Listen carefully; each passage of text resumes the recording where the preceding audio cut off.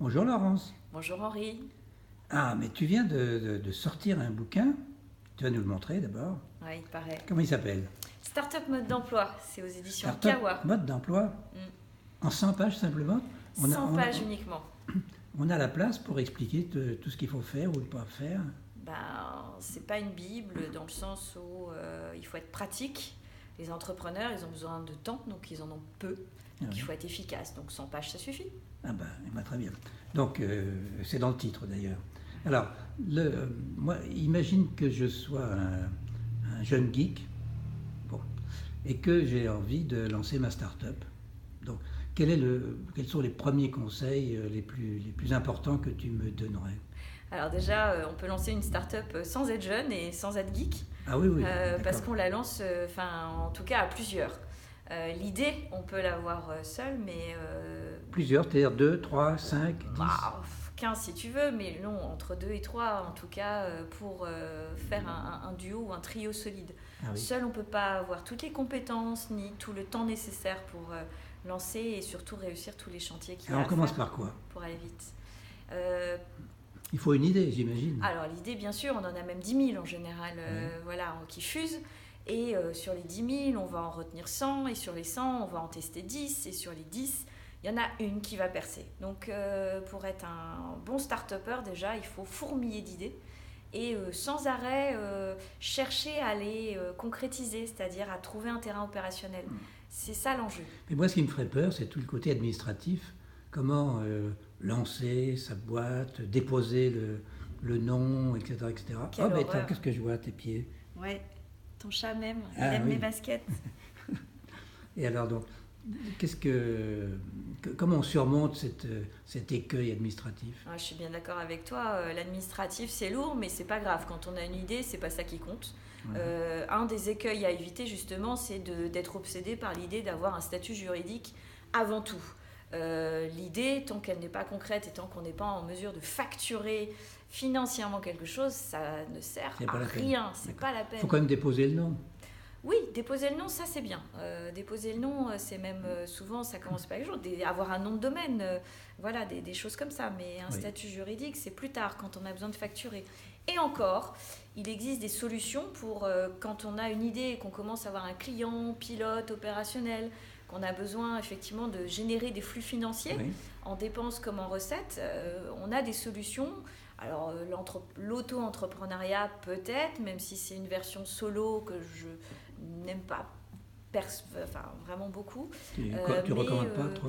Non, que je ne recommande pas spécialement parce qu'elle est un peu enfermante et puis elle ne mène pas à grand chose, mais il peut y avoir par exemple des solutions avec les sociétés de portage salarial qui permettent de facturer même y compris des grands groupes sans Oui, avoir parce de qu'après, aux structure factures, il y a juridique. la TVA, il y a les impôts, etc. Aucun problème avec les sociétés de portage par exemple. Bon. Un autre conseil, alors, une fois que l'administratif est réglé, qu'est-ce qu'on fait? Il faut des clients. Ah ben voilà, c'est ça. En fait, l'obsession, ça doit être le client. Il faut quelqu'un qui soit suffisamment intéressé par l'idée pour l'accompagner et l'aider à être perfectionné, parce que l'idée, elle est forcément inaboutie. Le premier enjeu, c'est de montrer qu'elle est opérationnelle et qu'elle apporte quelque chose, qu'elle répond à un réel besoin. Et on se fixe une durée en disant, ah, je réussis dans 1 an, dans 6 mois. Moi, je suis moins stacanoviste que toi. Toi, je sais Ouais. que tu dis il faut faire vite. Il faut faire vite et si ça ne marche pas, il faut passer à autre chose. Moi, je pense que quand on est entrepreneur dans l'âme, on a des idées qui peuvent traîner 20 ans avant qu'elles éclosent vraiment.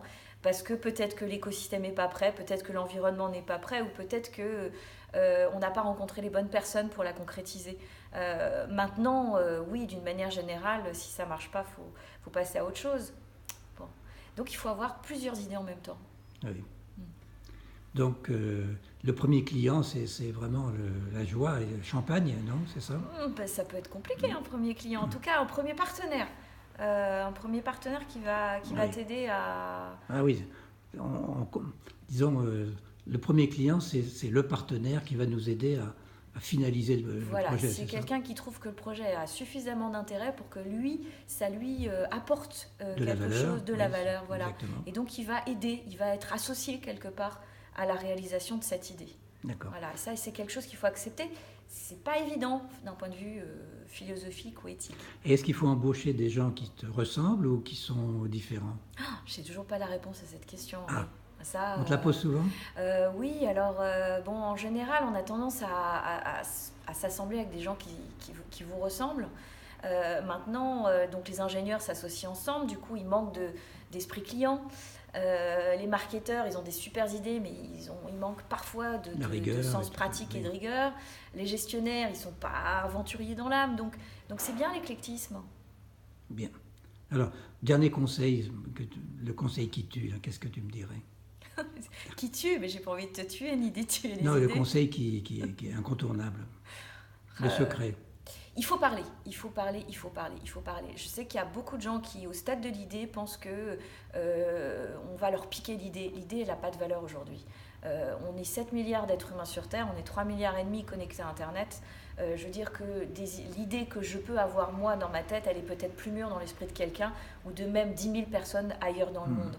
Donc ça ne sert à rien que je conserve mon idée dans ma tête. Au contraire, elle mûrira plus vite. Là, tu as un client, là, regarde. Ouais. Mon premier client. Premier lecteur? Non, j'en ai déjà quelques-uns, heureusement. Alors, il y a combien de start-upers, et ça sera ma dernière question, tous les ans qui lancent une start-up qui marche?